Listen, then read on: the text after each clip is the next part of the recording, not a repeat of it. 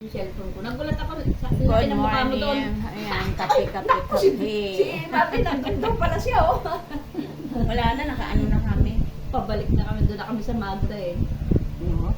Tayo daan ulit tayo doon sa ano, sa Ayan, Sumba, kape, pag kape, Sumba kape pa, tayo. Sumba ulit tayo. Puto guys, kain. Ah, babalik na kayo? Yeah. Tapos na yun. Ay, mukhang maambul-ambul na eh. Ikot-ikot lang kami. Pero pinawisan na rin si Ate Rose ng gusto eh. Oo, dahil kung paalis eh. Mula doon sa bahay.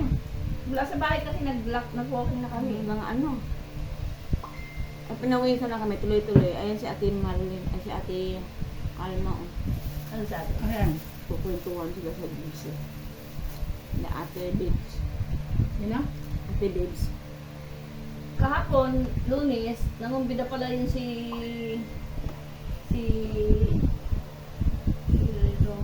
Romy, saka si ano, yung si Mark. Kaan? May sumba pala dun sa harap ng bahay nila. Nakalimutan ko naman.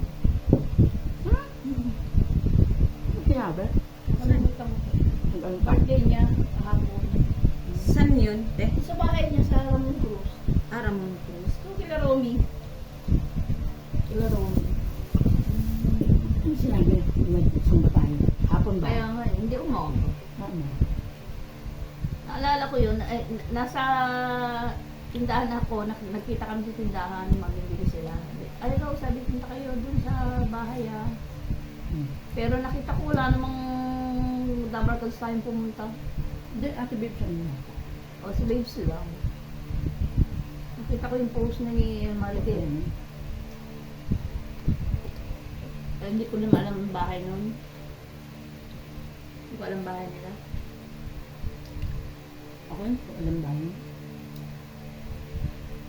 Sa pwede siya ba?